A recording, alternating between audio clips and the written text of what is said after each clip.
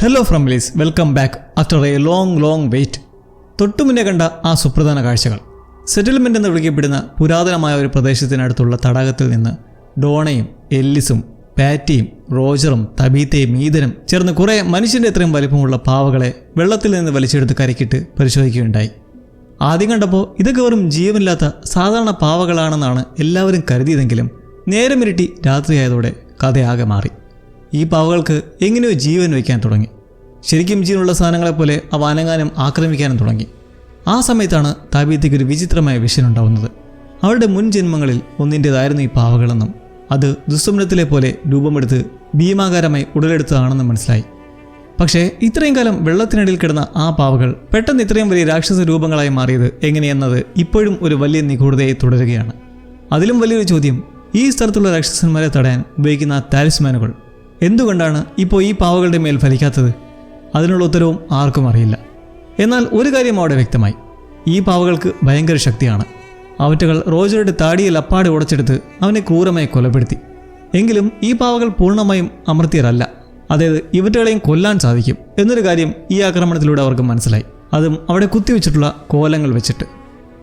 അങ്ങനെ ഇതുൾപ്പെടെയുള്ള മറ്റു ബഹളങ്ങൾക്കിടയിൽ ജെയ്ഡിന് മുന്നിൽ തെളിഞ്ഞ ഒരു ടെറിഫിക് റെവലേഷൻ. കാട്ടിൽ നിന്ന് കിട്ടിയ ഏതോ കൂണ് കഴിച്ച് നല്ല ഒന്നാം തരം ലഹരിയിലായതും ആ ഒരു ട്രിപ്പിൽ ജെയ്ഡ് തൻ്റെ കുട്ടിക്കാലത്തെ വേർഷനെയും കഴിഞ്ഞ ജന്മങ്ങളിലെ രൂപങ്ങളെയും നേരിട്ട് കാണുകയാണ്.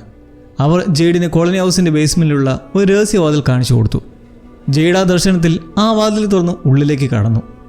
അങ്ങനെ പോയി ചെന്നെത്തിയത് ഈ ടൗണിലെ ഭീകര മോൺസ്റ്റേഴ്സിൻ്റെ പകൽ വിശ്രമ കേന്ദ്രമായ ടണലിലേക്കായിരുന്നു. അവിടെ വെച്ച് ആ ജീവികൾ ജെയ്ഡിനെ വളയുകയും ആ വലിയ കല്ലറയിലേക്ക് എടുത്തെറിയുകയും ചെയ്തു. ആ കുടിക്കുള്ളിൽ നോക്കുമ്പോൾ ഇതായിരിക്കുന്നു അവിടുത്തെ വിചിത്ര കുട്ടികളുള്ള ഒരാൾ, ഒരു ആങ്കോയി കുട്ടി. ഈ കാഴ്ച കണ്ടപ്പോഴാണ് ജെയ്ഡിന് ഒരു കാര്യം കൃത്യമായി തലയിൽ കയറിയത്.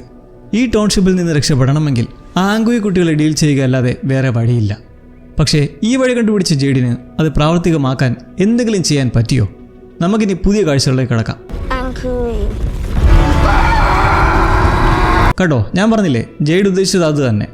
ആങ്കോയി കുട്ടിയെ കണ്ട കല്ലറയിലുള്ള അവരുടെ അസ്ഥികൾ അതെടുത്തിട്ടുള്ള ഒരു പരിപാടിയാണ് ജെയ്ഡും കണ്ടുപിടിച്ച രക്ഷപ്പെടാനുള്ള വഴി. എന്നാലൊരു പ്രശ്നമുണ്ട്. ഈ മഷ്റൂം ട്രിപ്പിലെ കാഴ്ചകളും വെളിപാടുകളും ബോയ്ഡിനോട് വള്ളിപുള്ളി തെറ്റാതെ പങ്കുവെച്ചപ്പോൾ അവിടെ ഈ രണ്ടുപേരും തമ്മിൽ ഒരു കനത്ത തർക്കത്തിന് വഴിവെക്കുകയാണത്. ആ കണ്ട ദർശനങ്ങൾ എത്രത്തോളം വിശ്വസിക്കാൻ കൊള്ളാം എന്നതിനെ ചൊല്ലിയാണ് ഇരുവരും വഴക്കിടുന്നത്. ജെയ്ഡ് ഉറപ്പിച്ചു നൽകുകയാണ്, ആങ്കോയ്ക്കുട്ടികളുടെ എല്ലുകൾ എവിടെയാണെന്ന് കണ്ടുപിടിച്ച് അവ തകർത്താൽ മാത്രമേ ഈ ടൗൺഷിപ്പിന് മേലുള്ള ആ ശാപം ഇല്ലാതാക്കാൻ കഴിയൂവെന്ന്. കാരണം ഈ ടൗൺ നിർമ്മിതമായിരിക്കുന്നത് ഈ പിള്ളേരുടെ ജീവത്യാഗത്തിന്മേലാണ്. മോൺസ്റ്റേഴ്സ് എന്ന വിചിത്ര ജീവികൾ കാവൽ നിൽക്കുന്നത് ആ എല്ലുകൾ കാണുന്നതാണ് ജെയ്ഡിൻ്റെ നിഗമനം. അതുകൊണ്ടിപ്പോൾ ഒന്നാമത്തെ ലക്ഷ്യം ആ എല്ലുകൾ കൈക്കലാക്കുക എന്നതായിരിക്കണം. പക്ഷേ അതിലൊരു വലിയ അപകടമുണ്ട്. ആ എല്ലുകൾ ഇരിക്കുന്നിടത്തേക്ക് പോകാൻ ശ്രമിച്ചാൽ ജെയ്ഡ് മരിക്കും, അല്ലെങ്കിൽ ചിന്തിക്കാൻ പറ്റാത്ത വേറെ എന്തെങ്കിലും അപകടം സംഭവിക്കും. അപ്പോൾ പിന്നെ ആർക്കും ജീവാപായം ഉണ്ടാകാതെ എങ്ങനെ അവിടെ എത്താം? അതാണ് ഇനി അവർക്ക് ആലോചിച്ച് കണ്ടുപിടിക്കേണ്ടത്. ആ പ്ലാൻ ജെയ്ഡിനോട് ചോദിച്ചാൽ അവനും വ്യക്തമായി അറിയില്ല. അതിനാണ് അവന് ബോയ്ഡിൻ്റെ സഹായം വേണ്ടതും. എന്നാൽ ഇതിനൊക്കെ മുന്നേ താൻ കണ്ട വിഷൻ വെറും കൂൺ കഴിച്ചതുകൊണ്ടുണ്ടായ തോന്നലല്ല എന്ന് ബോയ്ഡിനെ ബോധ്യപ്പെടുത്തണമായിരുന്നു ജെയ്ഡിന്. കാട്ടിൽ നിന്ന് കിട്ടിയ ഏതോ ഒരു കൂൺ തിന്നതുകൊണ്ട് തലയ്ക്ക് വെളിച്ചമില്ലാതെ പറയുന്നതാണെന്ന് പറഞ്ഞ് ബോയ്ഡ് ഇത് തള്ളിക്കളയുകയാണ്. ഈ സമയം ജെയ്ഡ് കോളനി ഹൗസിൻ്റെ ബേസ്മെൻറ്റിൽ കണ്ട ആ വാതിലിനെക്കുറിച്ച് പറഞ്ഞു. ഇതുവരെ ഒറ്റയ്ക്കോ ബോയ്ഡിനൊപ്പമോ പോകാത്ത സ്ഥലമാണ് കോളനി ഹൗസിലെ ആ സ്റ്റോറേജ് റൂം. അതേപ്പറ്റി ഇപ്പോൾ ജെയ്ഡ് കൃത്യമായി വിവരിച്ചത് എങ്ങനെയാണെന്ന ചോദ്യത്തിൽ ബോയ്ഡിന് മറുപടിയില്ല. ഇവിടെ ഒരു കാര്യം എടുത്തു പറയേണ്ടത്, അസ്ഥിയെക്കുറിച്ചും അതിന് വലിയ പ്രാധാന്യത്തെയും വിശ്വാസത്തെയും കുറിച്ചും നമ്മൾ കാണുന്നവർക്ക് കൂടി മനസ്സിലാക്കാൻ ജെയ്ഡ് ഈജിപ്ഷ്യൻ പിരമിഡ്സിൻ്റെ കീഴിൽ മമ്മിഫൈഡ് ബോഡീസിനെ കുറിച്ചൊക്കെ പറയുന്നുണ്ട്. പക്ഷേ ഒരു ഫാക്റ്റ് നമ്മൾ ഇന്ത്യക്കാർക്ക് ഇതിൻ്റെ ഒന്നും ആവശ്യമില്ലാതെ തന്നെ പെട്ടെന്ന് മനസ്സിലാക്കാം. അസ്ഥിയും അതിന് വലിയ മോക്ഷത്തെക്കുറിച്ചുള്ള വിശ്വാസങ്ങളൊക്കെ അല്ലേ? ഒടുവിൽ ജെയ്ഡ് ഒരു ഡിസിഷൻ പറയുന്നു, തന്നെ ആ ബേസ്മെൻറ്റിലേക്ക് കൂട്ടിക്കൊണ്ട് പോകാൻ. അവിടെ അവൻ പറഞ്ഞ സ്ഥലത്ത് ആ വാതിലുണ്ടെങ്കിൽ വിഷൻ സത്യമാണെന്ന വിശ്വാസം വരുമല്ലോ. ഇനി അവിടെ അങ്ങനെ ഒരു വാതിലില്ലെങ്കിൽ അപ്പോൾ ഇത് വേറെ എന്തോ അർത്ഥത്തിലാണെന്ന് നമുക്ക് തള്ളിക്കളയാം. അങ്ങനെ നേരം വെളുത്തതും അവർ ബേസ്മെൻറ്റിലേക്ക് തന്നെ സമയം കളയാൻ ചെന്ന് കയറുമ്പോൾ അവിടെ അക്കോസ്റ്റയുണ്ട്. അവളിൽ ഇപ്പോൾ പഴയ വൈമുഖ്യമൊന്നും കാണുന്നില്ല. മുന്നേ മനസ്സ് കയറുന്ന ആത്മഹത്യ ചിന്തയിൽ വരെ എത്തിയതല്ലായിരുന്നോ? ഇപ്പോൾ എന്തായാലും അവിടെയുള്ള ഓരോ സ്റ്റെപ്സ് നോക്കി അങ്ങനെ ഒരു ശാന്ത സ്വഭാവത്തിലാണ് അക്കോസ്റ്റ. നല്ല കാര്യം, കാരണം ബോയ്ഡിൻ്റെ ആ ബുദ്ധി കൊണ്ട് അങ്ങനെയെങ്കിലും ഒരു ഗുണം ഉണ്ടായല്ലോ. അങ്ങനെ രണ്ടുപേരും അവിടേക്ക് എത്തുന്നത് കണ്ട് അവൾ കാര്യം തിരക്കുമ്പോൾ കേൾക്കുന്നതോ മഷ്റൂം അടിച്ച് കിളി പോയപ്പോൾ ഇവിടെ ഒരു വാതിലുള്ള പോലെ തോന്നി. അത് നോക്കാൻ വന്നതാണെന്ന് അക്കോസ്റ്റ ആലോചിക്കുവാണ്. ഇനി ഇതുപോലെ എന്തൊക്കെ കേൾക്കണോ ഈശ്വര? വൈകാതെ ജെയ്ഡ് സാധനങ്ങൾ അടുക്കി വെച്ചിരിക്കുന്ന ആ ചുമര് കണ്ട് അത് ബോയ്ഡ് മൊത്തം ഇളക്കി മാറ്റുന്നു. അവിടെ ആ വാതിൽ കണ്ടോ എന്ന് ചോദിച്ചാൽ ഇല്ല. ജെയ്ഡ് കണ്ട പോലെ അങ്ങനെ ഒരു വാതിലില്ല, വെറും ഭിത്തി മാത്രം. ഇത് കണ്ടതോടെ അവർ രണ്ടുപേരും ആകെ ആശയക്കുഴപ്പത്തിലായി. ഇനി ജെയ്ഡ് കണ്ട വാതിലും എല്ലുകളുമൊക്കെ യാഥാർത്ഥ്യം എന്നതിനേക്കാളും വേറെന്തിനെങ്കിലും സൂചിപ്പിക്കുന്ന വെറും പ്രതീകങ്ങൾ, മെറ്റഫേഴ്സ് ആണോ എന്ന് അവർ ചിന്തിക്കാൻ തുടങ്ങി. പക്ഷേ അതിലൊന്നും ഒരു വ്യക്തിയും അവർക്ക് തോന്നിയില്ല. ഈ വാതിലും വഴിതേടലുമൊക്കെയായി ഇതിനിറങ്ങി തിരിച്ചാൽ വീണ്ടും ചിലരുടെ ജീവൻ നഷ്ടപ്പെടുമെന്ന ആശങ്ക ഷെരീഫിനുണ്ട്. എന്നാൽ ജെയ്ഡിന് അത് വലിയ കാര്യമല്ല. കുറച്ചുപേര് ചിലപ്പോൾ മരിക്കുമായിരിക്കും എന്നുള്ള സംസാരം. ആ പറഞ്ഞത് ബോയ്ഡിന് ഇഷ്ടപ്പെട്ടില്ല. ഒരാൾക്ക് പോലും ഒന്നും സംഭവിക്കരുത് എന്ന ചിന്താഗതിയോടെ പ്രവർത്തിക്കുന്ന ആളല്ലേ ബോയ്ഡ്. ഈ ശ്രമം പൂർണ്ണമായി ഉപേക്ഷിക്കാമെന്ന് നിൽക്കുകയാണ്. ആ പിന്മാറ്റം കണ്ട് ജെയ്ഡിന് ദേഷ്യം വന്നു. ബോയ്ഡ് ഒന്നിനും തുനിയാതെ ഇങ്ങനെ അടങ്ങിയിരിക്കുന്നത് കൊണ്ടാണ് ഇവിടുത്തെ ജനങ്ങൾ ഈച്ചകളെ പോലെ ചത്തു വീഴുന്നെന്ന് അവൻ കുറ്റപ്പെടുത്തി. ഈ പറച്ചിൽ കേട്ടതും ബോയ്ഡിന് ഭ്രാന്ത് പിടിച്ചു. പകലും രാത്രിയും ഇവിടുത്തെ മനുഷ്യരുടെ ജീവൻ എങ്ങനെയെങ്കിലും രക്ഷിക്കാൻ വേണ്ടി മാത്രം നടപ്പാണ് ഞാൻ. എന്നിട്ട് മനുഷ്യൻ്റെ ബുദ്ധിക്ക് ചിന്തിക്കാൻ പോലും പറ്റാത്ത ഈ അവസ്ഥയിൽ തന്നെ ഇങ്ങനെ കുറ്റപ്പെടുത്തുന്നത് ഒട്ടും ന്യായമല്ല എന്ന് ബോയ്ഡ് ദേഷ്യത്തോടെ ആക്രോശിച്ചു. പക്ഷേ ബോയ്ഡിൻ്റെ ചൂട് കണ്ടിട്ടൊന്നും ജെയ്ഡ് പേടിച്ചില്ല. അവൻ ശാന്തമായി പറഞ്ഞു, നിങ്ങളുടെ ദേഷ്യം മാറ്റിവെച്ചിട്ട് ഈ ദർശനങ്ങളെക്കുറിച്ച് ഗൗരവമായി ആലോചിക്കുക. കാരണം ഈ നഗരത്തിൽ നിന്ന് രക്ഷപ്പെടാൻ നമ്മുടെ കയ്യിൽ ഇപ്പോഴുള്ള ഏക വഴി ഇതാണ്. ഓർത്തോ, എല്ലായ്പ്പോഴും ആൾക്കാരെയെല്ലാം ഐക്യതയോടെ നിർത്താൻ എത്ര കാലം കഴിയുമെന്ന് അറിയില്ല. കാരണം എല്ലാം മാറിക്കൊണ്ടിരിക്കുകയാണ്. അവർ അടുക്കളയിൽ വെച്ച് ഇങ്ങനെ തർക്കിക്കുന്നത് കെന്നി കാണുന്നുണ്ടായിരുന്നു. ജെയ്ഡ് അവിടെ നിന്ന് ഇറങ്ങിപ്പോയതിനു ശേഷം കെന്നി ബോയ്ഡിനോട് ചോദിച്ചു എന്താണ് പ്രശ്നമെന്ന്. ബാക്കിയുള്ളവരാരും കേൾക്കാതിരിക്കാൻ വേണ്ടി ബോയ്ഡും കെന്നിയും വീടിൻ്റെ മുൻവശത്തെ പോർച്ചിലേക്ക് ഇറങ്ങി നിന്നു. അവിടെ വെച്ച് അവർ ഇതുവരെ അറിഞ്ഞ കാര്യങ്ങളെക്കുറിച്ചും മുൻ ജന്മങ്ങളെക്കുറിച്ചും ഈ ദർശനങ്ങളെക്കുറിച്ചുമെല്ലാം ഒന്നുകൂടി സംസാരിച്ചു. മുമ്പ് മരണമൊന്നുമില്ലാതെ കടന്നു പോകുന്ന ദിവസങ്ങൾ ബോർഡിലായി എഴുതി വയ്ക്കുന്ന പരിപാടിയില്ലായിരുന്നു. അത് കെന്നിയുടെ ഒരു ബുദ്ധിയായിരുന്നു, ഒരു പോസിറ്റിവിറ്റിക്ക് വേണ്ടി. ഇപ്പോൾ ഇരുവരും അതേക്കുറിച്ച് സംസാരിച്ച് ഒന്ന് മനസ്സ് തണുത്ത ശേഷം വരാന്തയിൽ വെച്ച് കെന്നി പെട്ടെന്ന് വിക്ടർ പണ്ട് വരച്ച ആ യെല്ലോ സ്യൂട്ട്മാൻ്റെ ചിത്രം പുറത്തെടുത്തു. മിറാണ്ടയുടെ വേറെ എടുത്തിരുന്ന ആ ചിത്രം. ഇനിയും ഇതുപോലെ ആരെയും വകവരുത്തുന്നതിന് മുൻപ് ആ മനുഷ്യനെ എങ്ങനെയെങ്കിലും കണ്ടുപിടിക്കണം എന്ന ആശങ്കയായിരുന്നു കെന്നിക്കുള്ളിൽ. എന്നാൽ അവിടെ ആ സംസാരം പെട്ടെന്ന് നിർത്തിക്കേണ്ടി വന്നു. കാരണം മറ്റൊന്നും ആയിരുന്നില്ല. വിക്ടർ അതാ കോളനി ഹൗസിൻ്റെ മേൽക്കൂടിയുടെ അറ്റത്ത് പോയി നിൽക്കുകയാണ്. അവനവിടെ നിന്ന് താഴേക്ക് ചാടുമോ എന്ന അവസ്ഥയിലായിരുന്നു. അന്തേവാസികൾ ഇത് ചൂണ്ടിക്കാട്ടുന്നതും നാശം പിടിക്കാനുള്ള അടുത്ത പ്രശ്നത്തിലേക്ക് ബോയ്ഡും കെന്നിയും വെപ്രാളപ്പെട്ട് മുകളിലേക്ക് ഓടിച്ചെന്നു. അവർ വിക്ടറിൻ്റെ അടുത്തേക്ക് എത്തി കാര്യം തിരക്കിയപ്പോൾ അവൻ തൻ്റെ കുട്ടിക്കാലത്ത് നടന്ന ഒരു പഴയ സംഭവം ഓർത്തെടുത്ത് പറയാൻ തുടങ്ങി. പണ്ട് ഈ നരകതുല്യമായ നഗരത്തിൽ നിന്ന് രക്ഷപ്പെടാൻ ഒരു വഴിയും കാണാതെ മാനസികമായി തകർന്ന ഒരു മനുഷ്യൻ വിക്ടർ ഇപ്പോൾ നിൽക്കുന്ന ഇതേ മേൽക്കൂരയിൽ നിന്ന് താഴേക്ക് ചാടി ആത്മഹത്യ ചെയ്തിട്ടുണ്ടായിരുന്നു. ഇത് പറയുമ്പോൾ അപ്പോൾ വിക്ടർ ഇപ്പോൾ ആത്മഹത്യ ചെയ്ത് നിൽക്കുകയാണോ? അല്ല. കൃത്യമായി പറഞ്ഞാൽ അവൻ സ്വയം ചാകാൻ പോയതല്ല. മിറാണ്ട എങ്ങനെയാണ് മരിച്ചതെന്ന് താൻ ഹെൻറിയോട് തുറന്നു പറഞ്ഞതിൽ അവന് വലിയ വിഷമവും കുറ്റബോധവും ഉണ്ടായിരുന്നു. അതിനൊപ്പം തന്നെ ആ യെല്ലോ സ്യൂട്ട്മാൻ വീണ്ടും ടൗണിൽ പ്രത്യക്ഷപ്പെട്ടു തുടങ്ങിയത് അവനെ ഭയപ്പെടുത്തുന്നുണ്ടായിരുന്നു. ആ യെല്ലോ സ്യൂട്ട്മാനെ കുറിച്ച് ഓർമ്മയുള്ള എന്തെങ്കിലും കാര്യം വെച്ച് അവനെ ഇപ്പോൾ നേരിടാൻ വല്ല വഴിയുമുണ്ടോ എന്ന് ബോയ്ഡ് ചോദിച്ചു. ആ ചോദ്യം കേട്ടതും വിക്ടർ ഒന്നുകൂടി മേൽക്കൂരിയുടെ അറ്റത്തേക്ക് നീങ്ങി നിന്നു. ബോയ്ഡ് വളരെ തന്ത്രപൂർവ്വം സംസാരിച്ച് അവനെ അവിടെ നിന്ന് പിന്തിരിപ്പിച്ചു. നിനക്ക് ആ യെല്ലോ സ്യൂട്ട്മാനെ കുറിച്ച് ഓർമ്മിച്ചെടുക്കാനുണ്ടെങ്കിൽ അതൊക്കെ നമുക്ക് വീടിനുള്ളിൽ നിന്ന് സംസാരിക്കാം, അല്ലാതെ മേൽക്കൂരിയുടെ അറ്റത്ത് നിന്നുകൊണ്ടല്ല എന്ന പോലെ ബോയ്ഡ് സംസാരിച്ചു. വിക്ടറിൻ്റെ കാര്യം മനസ്സിലാവുകയും അവനും അവിടെ നിന്ന് മാറി ഉള്ളിലേക്ക് വരാൻ തയ്യാറാവുകയും ചെയ്തു. അങ്ങനെ മൂവരും കൂടി വിക്ടറിൻ്റെ മുറിയിലേക്ക് പോയി. അവിടെ വെച്ച് അവൻ ആ യെല്ലോ സ്യൂട്ട്മാനെ കുറിച്ച് ഒരു പ്രധാനപ്പെട്ട കാര്യം പറഞ്ഞു. ബാക്കി എല്ലാവരെയും പോലെ അയാളും ഒരു വണ്ടിയിലാണ് ഈ ടൗൺഷിപ്പിലേക്ക് വന്നത്. വലിയൊരു തവിട്ട് നിറത്തിലുള്ള കാറിലായിരുന്നു അയാൾ വന്നതെന്ന് വിക്ടർ ഓർത്തെടുത്തു. ഈ നഗരത്തിലേക്ക് വന്നവരുടെ എല്ലാം കാറുകൾ ഒരു പ്രത്യേക സ്ഥലത്ത് ഉപേക്ഷിക്കപ്പെട്ട നിലയിൽ കിടപ്പുണ്ടല്ലോ. അതുകൊണ്ട് വിക്ടറിനെ അവിടെ കൊണ്ടുപോയി ആ വണ്ടി ഏതാണെന്ന് കാണിച്ചു തരാൻ പറഞ്ഞാൽ അതിനുള്ളിൽ നിന്ന് എന്തെങ്കിലും തെളിവ് കിട്ടുമോ എന്ന് നോക്കാമെന്ന് ബോയ്ഡ് ചിന്തിച്ചു. പക്ഷേ ആ യെല്ലോ സ്യൂട്ട്മാനെ ഓർക്കുമ്പോൾ തന്നെ വിക്ടറിന് ഭയങ്കരമായ സ്വപ്നങ്ങളാണ് വരുന്നത്. അതുകൊണ്ടാണ് ഈ സംഭാഷണങ്ങൾക്കിടയിലേക്ക് ഡോണ കതകുമുട്ടി വരുമ്പോഴേ അവൻ ആ ശബ്ദം കേട്ട് ഞെട്ടിയത്. സെറ്റിൽമെൻറ്റ്സിൽ നിന്ന് ഇത്ര നേരത്തെ എത്തിയ അതിശയത്തോടെ നിൽക്കുന്ന ബോയ്ഡിനെയും കെന്നിയും അവർ ആകൃതിയോടെ കോളിൻ ഹൗസിന് പുറത്ത് കുറച്ച് മാറിയുള്ള ഷെഡിലേക്ക് കൊണ്ടുപോയി. സെറ്റിൽമെൻറ്റിൽ വെച്ച് നടന്ന ആ പാവാക്രമണത്തെക്കുറിച്ചും പേടിപ്പെടുത്തുന്ന സ്കെയർക്രോയെക്കുറിച്ചും പറയാനായിരുന്നു അത്. പോകുന്ന വഴിക്ക് അവർ ഈതനെ കണ്ടുമുട്ടി. വിക്ടർ എവിടെയാണെന്ന് ചോദിച്ച് അവൻ ഹൗസിലേക്ക് കയറി പോയപ്പോൾ ഷെഡിൽ കണ്ട കാഴ്ച അവരെയും നമ്മയും അമ്പരപ്പിക്കുന്നതായിരുന്നു. കാരണം കഴിഞ്ഞ രാത്രി കൊല്ലപ്പെട്ടതായി കണ്ട ആ റോജറില്ലേ, മറ്റേ പാവ താടി പൊളിച്ച് കൈകുത്തിക്കേറ്റ് കൊന്നില്ലേ, അവനെ പിന്നീട് ഡോണയും സംഘവും നേരം വെളുത്തി ചെന്ന് നോക്കിയപ്പോൾ ദേ ഈ അവസ്ഥയിലായിരുന്നു. അവൻ്റെ വായ കമ്പി കൊണ്ട് തുന്നി കെട്ടിയിരിക്കുന്നു. കൺപോളകളിൽ വലിയ ബട്ടണുകൾ തുന്നി പിടിപ്പിച്ച് ആ പാവകളെപ്പോലെ തന്നെ തോന്നിപ്പിക്കുന്ന രൂപത്തിലാക്കിയിരുന്നു അവനെ. അതായത് ഈ പാവകൾ മനുഷ്യരെ ക്രൂരമായി കൊല്ലുക മാത്രമല്ല ചെയ്യുന്നത്, മരിച്ചതിനു ശേഷം ആരെ പരിഹസിക്കുന്ന രീതിയിലുള്ള രൂപത്തിലാക്കി മാറ്റുകയും ചെയ്യും. ഷെഡിൽ താബീത്തയും കാത്തു നിൽക്കെ ചെന്ന് കയറി ഇതെല്ലാം കാണുമ്പോഴാണ് ഷെരീഫും ഡെപ്യൂട്ടിയും ബാക്കി വിവരങ്ങൾ അറിയുന്നത്. എല്ലിസ് നേരെ ഫാത്തിമയുടെ മുറിയിലേക്ക് പോയിരിക്കുകയാണ് അവൾക്ക് സുഖമാണെന്ന് നോക്കാൻ. പരിക്കേറ്റ പാറ്റി ക്ലിനിക്കിലേക്ക് പോയിട്ടുണ്ട്. ആ രാക്ഷസ പാവകളിലൊന്ന് അവളുടെ ശരീരം വെച്ച് പൊള്ളിച്ചതുകൊണ്ട് അതിന് മരുന്ന് വയ്ക്കാനായിട്ട്. ഇതിനുശേഷമാണ് ഡോണയും തബീത്തയും ചേർന്ന് ആ വലിയ ബോംബ് പൊട്ടിക്കുന്നത്. സെറ്റിൽമെൻറ്റിൽ പോയപ്പോൾ വലിയ കൂറ്റൻ പാവകൾ വന്ന് ആക്രമിച്ചതും അതുമൂലം റോജർ കൊല്ലപ്പെട്ടതും. ഇത് കേട്ട് ബോയ്ഡും കെന്നിയും ആകെ ഭയന്നു പോയി. പക്ഷേ ഡോണ അവരെ ഒരു കാര്യം പറഞ്ഞ് ആശ്വസിപ്പിച്ചു. ഈ പാവകളെ കൊല്ലാൻ പറ്റും, ആ സെറ്റിൽമെൻറ്റിലെ കവാടത്തിൽ വെറുതെ ഭംഗിക്ക് വെച്ചിരുന്ന ആ തടി വടികൾ ഉപയോഗിച്ച് അത് അവരുടെ അടുത്ത് ഇങ്ങോട്ടേക്ക് കൊണ്ടുവന്നിട്ടുമുണ്ട്. ഇതുപയോഗിച്ച് ഈറ്റകളെ അടിച്ച് വീഴ്ത്താനും കൊല്ലാനും സാധിക്കുമെന്ന് ഡോൺ ഉറപ്പിച്ച് പറഞ്ഞു. പക്ഷേ റോജറുടെ ബോഡിയിൽ ചെയ്തു വെച്ചിരിക്കുന്നത് കണ്ട് അവരാകെ അറച്ചുപോയി. ജെയ്ഡിൻ്റെ കൂൺ ട്രിപ്പും വിക്ടറുടെ ദുരന്തകഥയും കേട്ട് തലകുഞ്ഞിരിക്കുന്ന ബോയ്ഡിനും കെന്നിക്കും ഈ പുതിയ കാഴ്ച കൂടി കണ്ടപ്പോൾ ശരിക്കും ഭ്രാന്ത് പിടിക്കുന്ന അവസ്ഥയിലായി. ഇതേസമയം എല്ലിസ് ഫാത്തിമയുടെ മുറിയിലായിരുന്നു. ഒടുക്കം ആ ഗോലം സെറ്റ് ആയിട്ടുണ്ട്.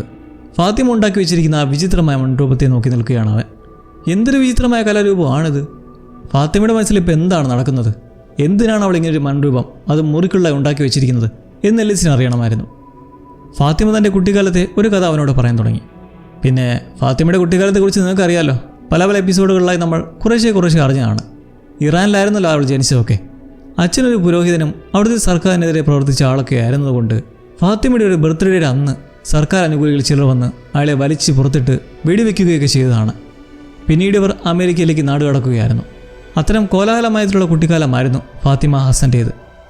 ചെറുപ്പത്തിൽ അവൾക്ക് ഒന്നിനെയും നേരിടാൻ ധൈര്യമില്ലായിരുന്നു. ഭയങ്കര പേടിയായിരുന്നു.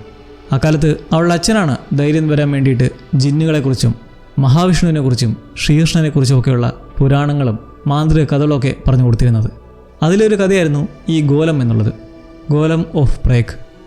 ഇതിനെക്കുറിച്ച് ഫാത്തിമ ഉദ്ദേശിച്ചത് എന്താണെന്ന് വെച്ചാൽ, യാഥാർത്ഥ്യങ്ങളുടെ ലോകത്ത് റിയൽ വേൾഡിൽ ഇത്തരം സങ്കല്പ രൂപങ്ങൾക്ക് ശക്തിയില്ലായിരിക്കാം. അതുകൊണ്ട് പേടി മാറ്റാൻ വേണ്ടി നമ്മൾ സ്വന്തം ഇമാജിനേഷനിൽ അവയെ ഓർത്തെടുക്കുകയാണ് പതിവ്. പക്ഷേ നിലവിൽ പോയി നിൽക്കുന്നതും ഒരു വിചിത്രമായ ഭാവനാലോകമെന്ന പോലെ തോന്നിക്കുന്ന ഒരിടത്താണ്. അത് ശരിയാ, ഇപ്പോൾ മോൺസ്റ്റേഴ്സ് മാത്രമല്ല പാവകളും ഉണ്ട്.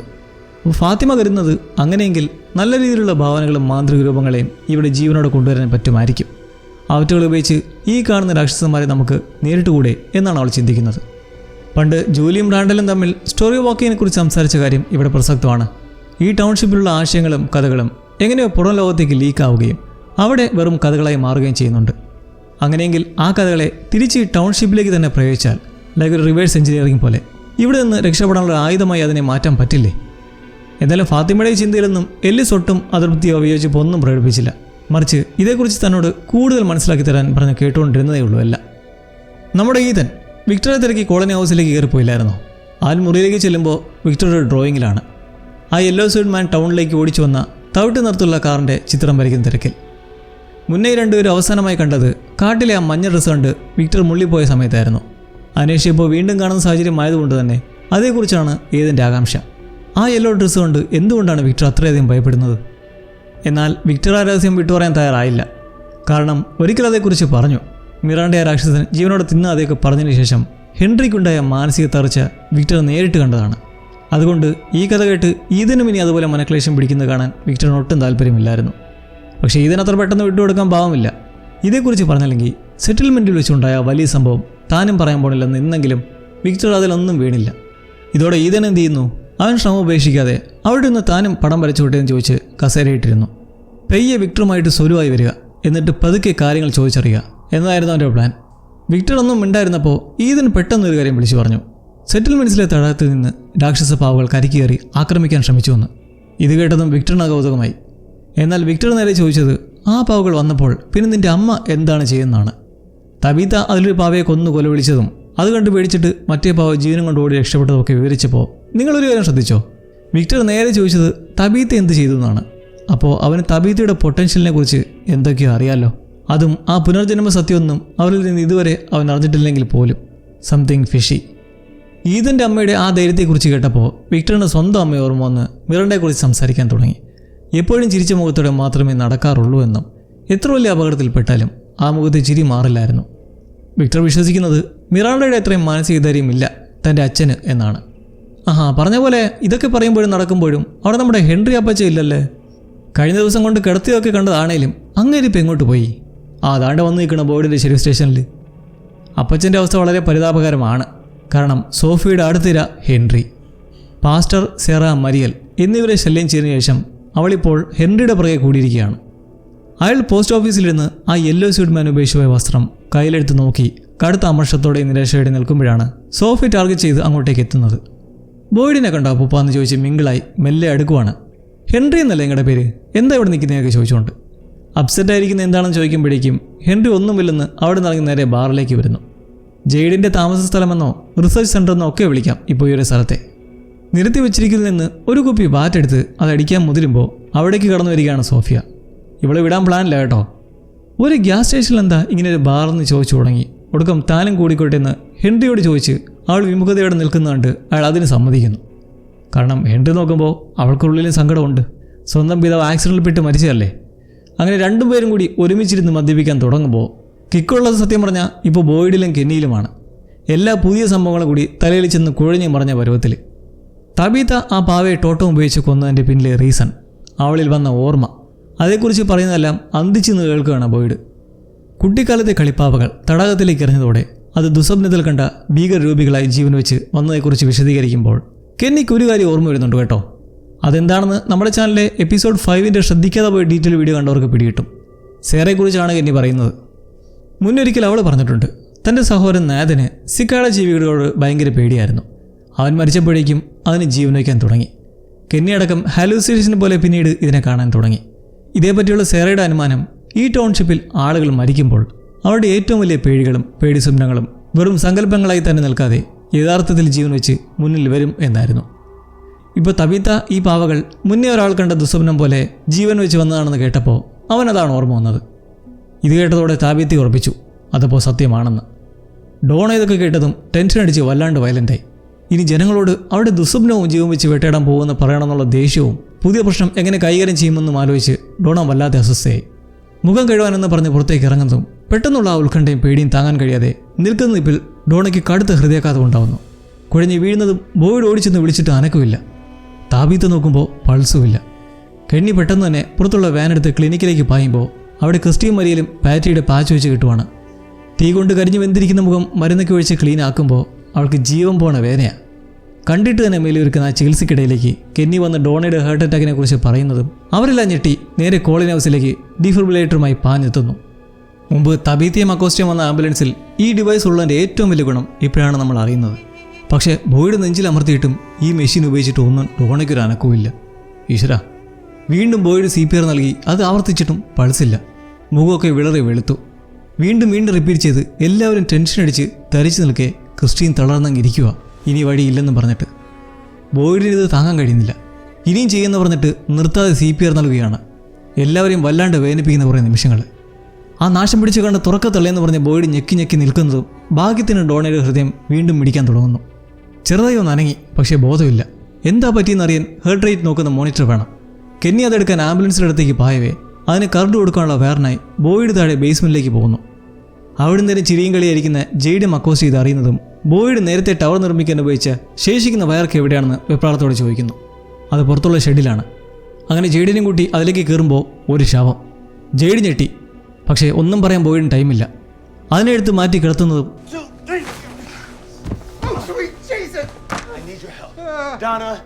പാവം ജെയ്ഡിന് ഈ സംഭവം ഇതുവരെ അറിയില്ലല്ലോ. അങ്ങനെ വേറെ മോണിറ്ററുമായി എത്തുമ്പോഴേക്കും ബാക്കിയുള്ള കുറേ പേർ ചേർന്ന് ഡോണയെ പൊക്കിയെടുത്ത് അവിടെ നടുവും വെട്ടി കട്ടിലേക്ക് കിടത്തിയിരുന്നു. ഹേർട്ട് റേറ്റ് നോർമലാണ്, ഒപ്പം വൈറ്റൽസ് എല്ലാം. എന്നാൽ ബോധമില്ല. അറ്റാക്ക് വന്ന് കുറച്ചധികം സമയം പൾസില്ലാതെ കിടന്ന വഴി തലച്ചോറിലേക്ക് ഓക്സിജൻ്റെ ലഭ്യത ഇല്ലാതായതാണോ ഇതിന് കാരണമെന്ന് ക്രിസ്റ്റി സംശയിക്കുന്നു. കുറച്ച് കഴിയുമ്പോൾ ബോധം വരില്ലേ എന്ന് ചോദിച്ചാൽ അറിയില്ല. മറുപടിയില്ല. ഷോ, ഡോണ കോമയിലായോ? പുറത്തുള്ള ഈ ബഹളങ്ങളൊക്കെ കേട്ട് ഈതനും വിക്ടറും റൂമിൽ നിന്ന് വരുമ്പോൾ ഡോണയുടെ മുറിക്ക് മുന്നിലാണ് എല്ലാവരും. അറ്റാക്കിൻ്റെ കാര്യം തബീത്ത പറഞ്ഞ് മനസ്സിലാക്കാൻ ശ്രമിക്കുക അവൻ പേടിച്ചു. എന്നാൽ വളരെ പക്വതയോടെ അവൻ പറഞ്ഞെന്തെന്നോ, എല്ലാവരും മരിക്കുമല്ലേ ഇവിടെ, ഇനി ഡോണയ്ക്കും എന്തെങ്കിലും സംഭവിച്ചാലോ, അതിനു മുന്നേ ഞാനൊന്ന് കണ്ടോട്ടെ എന്നും. ഈ ടൗൺ ചെയ്തൊരു നല്ല കാര്യം ഇതാണ്. ഇത്ര ചെറുപ്പത്തിലെ ഈതനിൽ പക്വത വരുത്തി. അവനിപ്പോൾ നല്ല സ്ട്രോങ് ആയി കഴിഞ്ഞു. സ്വന്തം പിതാവ് മരിച്ചിട്ട് ഒരാഴ്ച പോലും കഴിഞ്ഞിട്ടില്ല എങ്കിൽ കൂടി. തനിക്ക് ഡോണയോട് അവസരമെന്ന് യാത്ര പറയണമെന്ന് അവൻ തബീത്തയോട് നിർബന്ധം പിടിക്കുമ്പോൾ ഇനി ഈതന് ഭാവിയിൽ നടക്കാൻ പോകുന്ന കാര്യങ്ങളെ മുൻകൂട്ടി കാണാൻ, ലൈക്ക് മരണമൊക്കെ പ്രെഡിക്റ്റ് ചെയ്യാൻ കഴിയുന്നതിൻ്റെ എന്തെങ്കിലും ഒരു ഫോർഷാഡോയിങ് ആണോ ഇതെന്ന് നമുക്കറിയില്ല.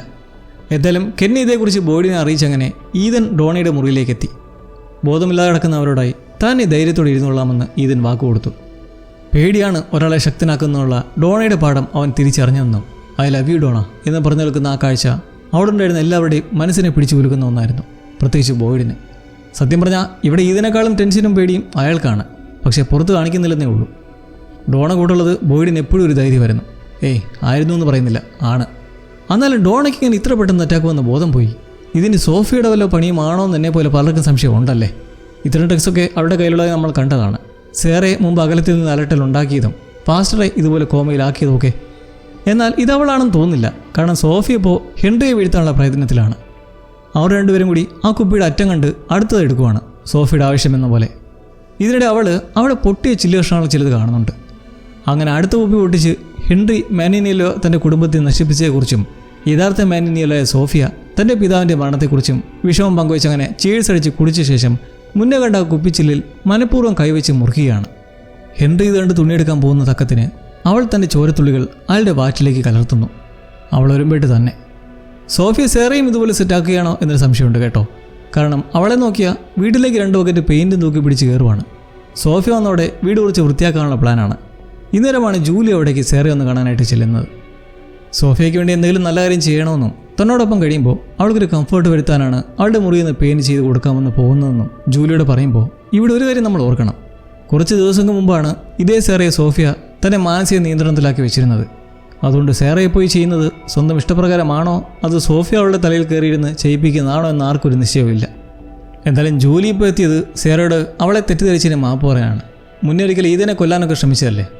സേറ അനുഭവിച്ച മാനസിക വിഷമങ്ങളൊക്കെ ഇപ്പോൾ തനിക്കും മനസ്സിലാവുന്നുണ്ടെന്ന് പറയുന്നതിൻ്റെ പ്രധാന കാരണം ജൂലി ഇപ്പോൾ ആ സ്റ്റോറി വാക്കിംഗ് പ്രശ്നത്തിൽപ്പെട്ട് തല പൊങ്ങിഞ്ഞ് ഭ്രാന്ത് പിടിച്ച അവസ്ഥയിലല്ലേ. പണ്ട് സേറ ഇതുപോലെ ടൗണിൻ്റെ വക്രതയായ വോയിസുകൾ കേട്ട് വഴിതെറ്റി പോയപ്പോൾ അവളോട് സഹതാപം കാണിക്കാതിരുന്നതിന് ജൂലി സേറയുടെ ക്ഷമ ചോദിക്കുകയും സേറ ആ ശവാണം സ്വീകരിച്ചെന്ന പോലെ തന്നോടൊപ്പം പെയിൻറ്റിങ്ങിന് കൂടാനും വിളിച്ചു. റാൻഡലുമായി ഉണ്ടായ വഴക്കിന് ശേഷം അവൻ്റെ മുഖത്ത് നോക്കാതിരിക്കാൻ ജൂലിക്ക് ഒരു വഴി വേണമായിരുന്നു. അതുകൊണ്ട് അവൾ സന്തോഷത്തോടെ സേറയെ സഹായിക്കാൻ കൂടി. അങ്ങനെ 2 പെൺകുട്ടികളും ചേർന്ന് സോഫിയുടെ കിടപ്പൂറി പെയിൻറ്റ് ചെയ്യാൻ തുടങ്ങി. പെയിൻ്റടിക്കിടെ അവർ ഇരുവരും പുറംലോകത്ത് വെച്ച് തങ്ങളുടെ ഏറ്റവും കൂടുതൽ മിസ് ചെയ്യുന്ന കാര്യങ്ങളെക്കുറിച്ച് സംസാരിച്ചു. ജൂലി തൻ്റെ കുടുംബത്തോടും സുഹൃത്തുക്കളോടൊപ്പം ചെലവഴിച്ച നല്ല കാലത്തെക്കുറിച്ച് ഓർത്തു. സംസാരത്തിനിടയിൽ സാറ ചോദിച്ചൊരു കാര്യം, നീ നേരത്തെ പറഞ്ഞല്ലോ ഞാൻ അനുഭവിച്ച കാര്യങ്ങൾ നിനക്ക് മനസ്സിലാകുമെന്ന്. അതെന്തുകൊണ്ട് അങ്ങനെ പറഞ്ഞേ? ഇത് കേട്ട് ജൂലി തുറന്നു പറഞ്ഞു, പണ്ട് സേറയെ ചില അദൃശ്യ ശബ്ദങ്ങൾ നിയന്ത്രിച്ചതുപോലെ ഈ ടൗണിലുള്ള ചില ശക്തികൾ തന്നെയും വിശ്വസിപ്പിച്ചു. കഴിഞ്ഞ കാലത്തേക്ക് ടൈം ട്രാവൽ ചെയ്തു പോയി മരിച്ചുപോയ തൻ്റെ അച്ഛൻ ജിമ്മിനെ രക്ഷിക്കാൻ പറ്റുമെന്ന്. പക്ഷേ അത് നടക്കില്ലെന്ന് വളരെ ക്രൂരമായ രീതിയിൽ പഠിച്ചു കഴിഞ്ഞെന്നും ബാക്കിയുള്ളവരെ പോലെ താനും ഇവിടെ വെറും ഒരു പാവയാണെന്ന് മനസ്സിലായെന്നും പറഞ്ഞ് നിൽക്കുന്നത് കണ്ട് സേറ താൻ കടന്നുപോയ അതേ മാനസികാവസ്ഥയിലൂടെയാണ് ജൂലിയും കടന്നു പോകുന്നതെന്നറിഞ്ഞ് അവളുടെ വലിയ സഹതാപം തോന്നി. അവൾ ജൂലിയെ കെട്ടിപ്പിടിച്ച് ആശ്വസിപ്പിച്ചു. ഈ രാലിംഗനം ജൂലിയുടെ മനസ്സിലെ സങ്കടങ്ങൾ അലിയിച്ചു കളയാൻ നല്ലൊരു റിലീഫാണ്. ശരിക്കും ആ റാൻഡലിന് ജൂലിക്ക് നൽകാൻ കഴിയുമായിരുന്ന ആ ഒരു സ്നേഹവും കരുതലുമാണ് ഇപ്പോൾ സെറയിൽ നിന്ന് അവൾക്ക് കിട്ടിയത്. എന്നാൽ ജൂലിയുമായി വഴക്കിട്ടതിന് ശേഷം റാൻഡലിനെ നമ്മൾ കാണുന്നത് ഡൈനറിന് മുന്നിൽ വെച്ചാണ്. ബാക്റ്റ അവിടുന്ന് കുറേ പച്ചക്കറികളും മറ്റുമെടുത്ത് കോളനി ഹൗസിലേക്ക് പോകാൻ ഒരുങ്ങുന്നത് കണ്ട് ചെല്ലുമ്പോഴാണ് ഡോണയുടെ ഹാർട്ട് അറ്റാക്കിനെ കുറിച്ച് അറിയുന്നത്. കാര്യം മുന്നേ തൊട്ടേ 2 പേരും കീരിയും പാമ്പുമാണ്. വാനിൽ തട്ടിക്കൊണ്ടുപോയി പാവം ഡോണയെ കെട്ടിയിടുകയൊക്കെ ചെയ്ത് ചുരുക്കങ്ങനെ നിൽക്കുകയാണേലും പക്ഷേ ഇപ്പോൾ ഒരു സീരിയസ് സിറ്റുവേഷനല്ലേ. അവനും സഹായിക്കാൻ കൂടാമെന്നങ്ങനെ ബാക്റ്റിയമൊത്ത് അവിടെ പരിപാലനത്തിന് കയ്യാളായി കോളനി ഹൗസിലേക്ക് പോകുന്നു. ഡോണയുടെ സ്റ്റാറ്റസ് അറിയാൻ എല്ലിസ് അവിടേക്ക് എത്തുന്നത് കണ്ട് ബോയിഡ് ചെന്ന് സംസാരിക്കുമ്പോൾ അവൻ ഫാത്തിമയുടെ മുറിയിൽ കണ്ടതും കേട്ടതുമായ കാര്യങ്ങൾ വെച്ചുള്ള അവളുടെ മാനസികാവസ്ഥയെക്കുറിച്ച് സംസാരിക്കുന്നു. ഈ വിവരങ്ങളെല്ലാം ബോയിഡിനോട് ചെന്ന് പറഞ്ഞു. എന്നാൽ ഇതിനോടൊപ്പം തന്നെ പല വിചിത്ര സംഭവങ്ങളും കണ്ടതുകൊണ്ട് ബോയിഡിന് ഫാത്തിമയുടെ ഈ പുതിയ തിയറി കേട്ടിട്ട് വലിയ അത്ഭുതമൊന്നും തോന്നിയില്ല. സത്യം പറഞ്ഞാൽ ശരിക്കും ഫാത്തിമയുടെ കഥ എങ്ങോട്ടാണ് പോകുന്നത് ആർക്കും മനസ്സിലാകുന്നില്ല. കഴിഞ്ഞ സീസണിൽ ഗർഭിണിയൊക്കെ കഥയുടെ ഒരു ക്രൂഷ്യൽ ഫോക്കസായ മാറിയ അവൾക്ക് ഇപ്പോൾ മുറിയിൽ നിന്ന് മണ്ണുകൊണ്ട് പാവുണ്ടാക്കുന്ന പണി മാത്രമാണ് കൊടുത്തിരിക്കുന്നത്. ഈ ഒരു മൊമെൻറ്റിൽ ഇതേക്കുറിച്ചൊന്ന് ആലോചിച്ചാൽ എഴുത്തുകാരൻ്റെ ഒരു ക്രാക്കത്തരമാണിത്. ഇനി ആ രൂപം കൊണ്ട് കാര്യമായിട്ടൊന്നും സംഭവിച്ചില്ലെങ്കിൽ കാണികൾക്ക്, പ്രത്യേകിച്ച് ഫാത്തിമ ഫാൻസിന് ശരിക്കും ദേഷ്യം വരുമെന്ന കാര്യത്തിൽ സംശയമില്ല. കാരണം സീസൺ തീരാറായി. ഫാത്തിമ എപ്പോഴും മണ്ണി കളിച്ചുകൊണ്ടിരിക്കുക. ആ മണ്ണെടുത്തുകൊണ്ട് കൊടുത്ത എൽജിനെ നോക്കിയാലോ, ഹൗസിലുള്ളവർക്ക് ആഹാരം ഉണ്ടാക്കാൻ പച്ചക്കറി അരിയും തിരക്കിലും. ഒപ്പം റാൻഡലും ഉണ്ട്. എന്നെയും ചേട്ടനെയും കണ്ട ഒരുപോലെ ഉണ്ടല്ലേ എന്ന നിൽപ്പ് രണ്ടിൻ്റെയും മുഖം കാണുമ്പോൾ. മരിയലും ക്രിസ്ത്യൻ ചേർന്ന് ഡോണയെ സാവധാനം സ്റ്റെബിലൈസ് ചെയ്തു. ബോയിഡിനോട് ആവശ്യമെങ്കിൽ മുറിയിൽ പോയി ഇരിക്കാൻ പറഞ്ഞങ്ങനെ പുള്ളി ഒരു കസേര എടുത്തിട്ട് എല്ലാവരും പോയി കഥ അടയുന്നതും ഉള്ളിലെ യഥാർത്ഥ ലക്ഷണം പുറത്തു വരികയാണ്. അഭിനയിച്ചത് മതി, ഇപ്പോൾ കണ്ണു തുറക്ക് പന്നത്തല്ലേ. സത്യം പറഞ്ഞാൽ ബോയിഡിൻ്റെ ധൈര്യം ചോർന്നു പോവുകയാണ് ഡോണയുടെ ബോധമില്ലാത്ത ഈ കിടപ്പ് കാണുമ്പോൾ. അവരില്ലാതെ തനിക്കൊന്നും ചെയ്യാൻ പറ്റില്ല. ചെയ്യേണ്ട കാര്യങ്ങൾ ഒരുപാട് കിടക്കുകയാണ് ടൗണിൽ നിന്നുള്ള എസ്കേപ്പ് പ്ലാന് വേണ്ടിയിട്ട്. ഞാൻ നിങ്ങളോട് യാത്ര പറയില്ലെന്നും മരിക്കരുതെന്നൊക്കെ അങ്ങനെ മനസ്സിൽ തട്ടി അപേക്ഷിച്ചിരിക്കെ ഒരാൾ ചോദിക്കുവാണ്, ഡോണയ്ക്ക് കൊണ്ടുവരാൻ കഴിഞ്ഞില്ലെങ്കിൽ നീ എന്ത് ചെയ്യും? ഏയ്, ഫാദർ രുദ്ര കാട്രി ഇസ് ബാക്ക്. ഇനി ബോയിഡിൻ്റെ ത്രസിപ്പിക്കുന്ന ഒരു പ്രവൃത്തി നമ്മൾ കാണുന്നതിന് മുന്നേ ഹെൻറി നോക്കിയാൽ അയാളെ രക്തം കലർന്ന മാറ്റ് കുടിച്ചിരിക്കുന്നു. സോഫിയുടെ ബ്ലഡ് ഇപ്പോൾ ഹെൻറിയിൽ. My blood is your blood എന്ന് മുമ്പൊരിക്കൽ മാർട്ടിനും ബോയിഡും പറഞ്ഞാണ് ഇപ്പോൾ ഓർമ്മ വരുന്നത്. ഹെൻറിയിൽ ഇനി ഹാലിളകാൻ പോവുകയാണ്. ഇതുണ്ടാക്കാൻ പോകുന്ന ഭവിഷ്യത്ത് എന്തായാലും വ്യാപ്തിയേറിയതായിരിക്കുമെന്ന് ഉറപ്പ്. ഇനി ഒടുക്കം ഹെൻറി ഡോണെ കാണാൻ കൊല്ലുമോ ആവോ? എന്തായാലും ഇപ്പോൾ ഹെൻറി ഇത് കുടിക്കുന്നതോടെ ഈ അവസരം മുതലെടുത്ത് സോഫിയ അയാളുടെ തലയിലേക്ക് ഒരു പുതിയ തിയറി ഇട്ട് കൊടുത്തു. ഈ ടൗൺഷിപ്പിൽ നടക്കുന്ന കാര്യങ്ങൾ, തിരിച്ചു പോകാൻ പറ്റാത്ത ഒരു റോഡും കാട്ടിൽ നിന്ന് വരുന്ന മോൺസ്റ്റേഴ്സും എല്ലാം ഒരുപക്ഷെ നമ്മുടെ വെറും ഒരു സ്വപ്നം മാത്രമാണെങ്കിലും. അവളെന്തിനാണ് അങ്ങനെ പറഞ്ഞേ? നിലവിലെ സാഹചര്യം നോക്കിയാൽ സോഫിയ പറയുന്നത് ശുദ്ധ അസംബന്ധമാണെന്ന് നമുക്കറിയാം. ഇത് സംഭവം പഴയ ഇൻസെപ്ഷൻ സിനിമയിൽ കാണിക്കുന്ന പോലുള്ള ഒരു മൈൻഡ് ഗെയിം കളിക്കുകയാണ് അവൾ. ഈ ടൗൺഷിപ്പിലുള്ളവർ സ്വയം മരിക്കുകയോ അല്ലെങ്കിൽ പരസ്പരം കൊന്നൊടുക്കുകയോ ചെയ്താൽ അവർ യഥാർത്ഥ ലോകത്തേക്ക് ജീവനോടെ ഉണരും എന്ന് ഹെൻറിയെ വിശ്വസിപ്പിക്കാനാണ് അവൾ നോക്കുന്നത്. പക്ഷേ സത്യം അതല്ല. ഇവിടെ ആരെങ്കിലും മരിച്ചാൽ അവർ യഥാർത്ഥ ലോകത്ത് ഉണരില്ല, അവർ എന്നേക്കുമായി തീരും. അപ്പോൾ സോഫിയ എന്തിനാണിപ്പോൾ ഇത്രയും വളഞ്ഞ വഴിയിലൂടെ ഹെൻറിയും നാട്ടുകാരെയും കൊല്ലാൻ നോക്കുന്നത്? അതിന് കാരണം വ്യക്തമാണ്. അവൾക്ക് ആളുകളെ പെട്ടെന്ന് കൊല്ലുന്നതിനേക്കാൾ ഇഷ്ടം അവരെ മാനസികമായി പീഡിപ്പിച്ച് പതുക്കെ കൊന്നു കൊലവിളിക്കുന്നതാണ്. ഇനി ഒരു നിമിഷം ആലോചിച്ചാൽ സോഫിയ പറയുന്നതിൽ വല്ല സത്യമുണ്ടോ? മരിച്ചാൽ ഈ നഗരത്തിൽ നിന്ന് രക്ഷപ്പെടാൻ പറ്റുമോ? ഒരിക്കലുമില്ല. കാരണം സോഫിയ പറയുന്നതാണ് ശരിയെങ്കിൽ മിറാണ്ട ഇവിടെ വെച്ച് മരിച്ചതിന് ശേഷം പുറലോകത്ത് ജീവനോടെ തിരിച്ചെത്തേണ്ടതായിരുന്നു. ഹെൻറി നമ്മളിൽ നിന്ന് എന്തെങ്കിലും രഹസ്യം ഒളിപ്പിച്ച് വെച്ചിട്ടില്ലെങ്കിൽ മിറാണ്ട പുറലോകത്ത് എത്തിയിട്ടേയില്ല എന്നുറപ്പാണ്. അതുകൊണ്ട് ഈ കാണുന്ന ടൗൺഷിപ്പ് വെറുമൊരു സിമുലേഷനാണെന്ന് ഹെൻറിയോട് സോഫിയ പറയുന്നത് പച്ചക്കള്ളവും. മുന്നേ ആബിയും ഇതുപോലല്ലായിരുന്നു. ഇതൊരു സ്വപ്നമാണെന്നും എല്ലാവരും മരിച്ചാൽ ഈ സ്വപ്നത്തിൽ നിന്ന് ഉണരും എന്ന് പറഞ്ഞ് ഭ്രാന്തമായി കുറേ പേരെ വെടിവെച്ച് കൊന്നത് നമ്മൾ കണ്ടിരുന്നു. അപ്പോൾ അന്ന് ഇതുപോലെ മാനിനിലോ ആബിയുടെ മൈൻഡിലേക്ക് ഇട്ടുകൊടുത്ത ഒരു ചിന്തയാണോ അതെന്നിപ്പോൾ സംശയിക്കേണ്ടിയിരിക്കുന്നു. നമ്മൾ ആ ഒരു ടൈമിലേക്ക് ഈ എപ്പിസോഡിലൂടെ വീണ്ടും പോവുകയാണ്. ഡോണയില്ലെങ്കിൽ താൻ എന്ത് ചെയ്യുമെന്നുള്ള ഫാദർ രുദ്രാക്കേട്ടയുടെ ചോദ്യം ബോയിഡൊന്ന് ചിന്തിക്കാൻ പോലും കൂട്ടാക്കിയില്ല. അയാൾ ഡോണയുമായി താൻ പങ്കിട്ട നല്ലതും ചീത്തയുമായ പഴയ ഓർമ്മകളിലേക്ക് വഴുതി വീണു. അന്ന് ആബി മെല്ലിസുമൊത്ത് ആദ്യം ടൗണിലേക്ക് എത്തിപ്പെട്ട സമയം ഫാദർ കാട്രി ഒരു കവർച്ചക്കാരനെ പോലെ ചാടി വീണപ്പോൾ തോക്കെടുത്ത് വെടിവയ്ക്കാൻ ചൂണ്ടി. പിന്നീട് ആ രാത്രി ഒരു ബങ്കറിലായി കഴിഞ്ഞപ്പോൾ ഡോണ ആദ്യം ചോദിച്ചത് കൂർക്കം വലിക്കുന്ന സ്വഭാവം ഉണ്ടോയെന്നായിരുന്നു.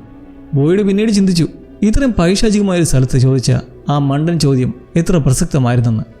ആ കൂർക്കം വലി പോലും മോൺസ്റ്റേഴ്സിനെ ആകർഷിക്കുന്ന ഒന്നായിരുന്നു. ബോയിഡിന് ഈ സ്ഥലത്തോട് പൊരുതാനുള്ള ധൈര്യം വന്നതേ ഡോണയിൽ നിന്നാണ്. അത് ഇതുവരെയും അവരോട് തുറന്ന് പറഞ്ഞിട്ടില്ലെങ്കിൽ പോലും. ആദ്യകാലത്തൊക്കെ ഡോണയ്ക്ക് ബോയിഡിനെ ഒട്ടും പിടിച്ചിരുന്നില്ല. എന്നാൽ കാലക്രമേണ അവർ തമ്മിലുള്ള ഒരു പ്രത്യേക ബന്ധം ദൃഢമായി. ഇപ്പോൾ ഡോണയില്ലാതെ പുറത്തുള്ള ഈ ഭീകരതയോട് പൊരുതാൻ പോലും ബോയിഡിന് ആലോചിക്കാൻ കഴിയില്ല. കാട്രി ഒരു കാര്യം ഓർമ്മിച്ചു, ഡോണ ഉണർന്നാലും ഇല്ലെങ്കിലും ഇവിടെ ബാക്കിയുള്ളവരുടെ ജീവൻ അപകടത്തിലാണ്. ജെയ്ഡ് പറഞ്ഞ ആ വിഷൻ അത് വെറും കളിപ്പീരോ തോന്നലോ ആണെന്ന് സ്വയം പറഞ്ഞ് ഒന്നും ചെയ്യാതെ ഇരിക്കുന്നത് ശരിയാണെന്ന് തോന്നുന്നുണ്ടോ എന്ന ചോദ്യത്തിൽ ബോയിഡിന് ശക്തമായ ദേഷ്യം. ഈ ഒരു സമയത്ത് പറയേണ്ട കാര്യമല്ല ഇതെന്ന് പൊട്ടിത്തെറിക്കുന്നതും at the next moment Donna ബോയിഡിനെ ആവശ്യതയിൽ വിളിക്കുന്നു. അവർക്ക് ബോധം വീണിരിക്കുന്നു. മണിക്കൂറുകളുടെ തീതിനലിന് ഒരു ശമനമായിരിക്കുന്നു. ക്രിസ്ത്യൻ മരിയയിലുമെത്തി ചെക്കപ്പ് നടത്തി സ്ഥിതി വിലയിരുത്തി പ്രവർത്തിക്കുന്നതും ബോയിഡ് പുറത്തേക്ക് വന്ന ബാക്കിയുള്ളവരോട് ഡോണയ്ക്ക് ഇപ്പോൾ കുഴപ്പമൊന്നുമില്ലെന്ന് അറിയിക്കുമ്പോൾ ഏവർക്കും ഇതൊരു വലിയ സമാധാനവും സന്തോഷവും. ഇതല്ല ശരിയായ സമയം എന്ന് ബോയിഡ് പറഞ്ഞതും ഡോണയ്ക്ക് ബോധം വന്നു. ദാറ്റ് മീൻസ് ഇതുകൊണ്ട് വഴികാട്ടിയ ഫാദർ കാട്രി എന്ന മായരൂപം ഉദ്ദേശിക്കുന്നപ്പോൾ ഇനി റൈറ്റ് ടൈം ആണ് എന്നല്ലേ. കോളനി ഹൗസിൽ നിന്ന് പുറത്തേക്കിറങ്ങി ആശ്വാസത്തോടെ നിൽക്കുന്ന ബോയിഡിന് മുന്നിൽ ആ ഒരു ചെറിയ ഗ്യാപ്പിൽ വീണ്ടും കാട്രിയുടെ രൂപം പ്രത്യക്ഷപ്പെട്ടു. എനിക്കൊരു സ്വസ്ഥതയും തരില്ലേ എന്ന് നിൽക്കെ കാട്രി റോജൻ്റെ കാര്യം എടുത്തിട്ടു. ഇതുള്ള ബോയിഡ് ഒരു സംശയം ചോദിച്ചു. തബീത പറഞ്ഞ പേടി സ്വപ്നങ്ങൾ യാഥാർത്ഥ്യമാകുന്നു എന്ന തിയറിയിൽ വല്ല സത്യവുമുണ്ടോ? എന്നാൽ കാട്രി അത് തള്ളിക്കളഞ്ഞില്ല. അങ്ങനെ തന്നെ ആണെന്ന പോലെ അയാൾ ഉത്തരം നൽകി. ഇതോടെ ബോയിഡിന് ഒരു കാര്യം ബോധ്യമായി. മാർട്ടിൻ മുമ്പ് പറഞ്ഞത് ശരിയാണ്. തങ്ങൾ ഭയക്കുന്ന മോൺസ്റ്റേഴ്സ് ഒരു മലയുടെ അറ്റം മാത്രമാണ്. അപ്പോൾ അതിനേക്കാളും അപകടമേറിയ പലതും ഇവിടെ ഉണ്ട്. ഇനി ജെയ്ഡ് പറഞ്ഞ ആ ബേസ്മെൻറ്റിലെ വാതിൽ അത് സത്യമാണോ? പക്ഷേ കാട്രി അതിന് അറിയില്ല എന്നാണ് മറുപടി നൽകിയത്. ഒപ്പം ഒരു കാര്യം കൂടി ഓർമ്മിപ്പിച്ചു, സമയം പോയിക്കൊണ്ടിരിക്കുകയാണ്, ഇനി അധികം ശേഷിക്കുന്നില്ല. ഒന്നും ക്ലിയറായി പറഞ്ഞു തരാത്തതിന് ദേഷിച്ച ശേഷം ബോയിഡ് തൻ്റെ മനസ്സർപ്പിച്ച് ചിന്തിച്ചു, എന്ത് ചെയ്യും, എന്ത് ചെയ്യണം. പിന്നെ നമ്മൾ കാണുന്നത് എന്താണെന്നോ, കോളനി ഹൗസിലൂടെ നടക്കുന്ന ജെയ്ഡിന് ഒരു വലിയ ഒച്ച കേൾക്കുവാണ്, എന്തോ ഇടിച്ചു പൊട്ടിക്കുന്ന പോലെ, അതും താഴെ നിന്ന്. ഓടിച്ചു നോക്കുമ്പോഴോ ബോയിഡ്. അയാൾ രണ്ടും കൽപ്പിച്ച് ഒരു തീരുമാനത്തിലെത്തിയിരുന്നു. ഇനി മേലും കീഴും നോക്കിയിട്ട് ഒരു കാര്യമില്ല. നേരെ ഷെഡിൽ ചെന്ന് ഒരു വലിയ ചുറ്റികയും എടുത്ത് ആ വാതിലുണ്ടെന്ന് പറഞ്ഞ ചൂരിൽ ആഞ്ഞടിച്ച് പൊട്ടിക്കുവാണ്. നീയൊക്കെ എന്താ കളിക്കുവാണോന്ന് ടൗണിനോടെന്ന പോലെ അലറി ചോദിച്ചുകൊണ്ട്. ജെയ്ഡ് അവിടേക്ക് ഓടി വരുന്നതും ബോയിഡ് തൻ്റെ സർവ്വ ശക്തിയുമെടുത്ത് ആ ചുമരിലേക്ക് ജാക്ക് ഹാമർ കൊണ്ട് അടിച്ചടിച്ച് ഭിത്തിയും പൊളിയുമ്പോഴോ ദാ കിടക്കുന്നു ജെയ്ഡ് പറഞ്ഞ പോലെ തന്നെ ഒരു വലിയ വാതിൽ. What A moment. ഇതിനർത്ഥം രണ്ട് കാര്യങ്ങളാണ്. ഒന്ന്, ആ കൂൺ കഴിച്ചു കണ്ട ദർശനം വെറും തോന്നലായിരുന്നില്ല, അതെല്ലാം സത്യമാണ്. രണ്ട്, ആരോ ഒരാൾ ഈ വാതിൽ പുറം ലോകം അറിയാതിരിക്കാൻ വേണ്ടി പണ്ടേക്ക് പണ്ടേ ചുമരുകെട്ടി മറച്ചു വെച്ചിരിക്കുകയായിരുന്നു. ഇതൊരു കെണിയാണോ? ടൗൺഷിപ്പിൻ്റെ പിന്നിലുള്ളവർ കരുതി വെച്ച ഒരു ചതിയാണോ? ജനങ്ങൾക്ക് അല്പം പ്രതീക്ഷ നൽകിയ ശേഷം അത് തകർത്ത് അവരെ ക്രൂരമായി കൊല്ലാനാണോ ഇത്? എന്തായാലും ആ വാതിൽ തുറന്നോടെ പുതിയൊരു അധ്യായം തുടങ്ങുകയാണ്. ഒരുപക്ഷെ ആ വാതിലിന് പിന്നിൽ ആൺകുട്ടികളുടെ എല്ലുകൾ കാണുമായിരിക്കും. അവ നശിപ്പിച്ചാൽ ആ ശാപം മാറുമോ, അതോ കൂടുതൽ അപകടങ്ങൾ കാത്തിരിക്കുകയാണോ?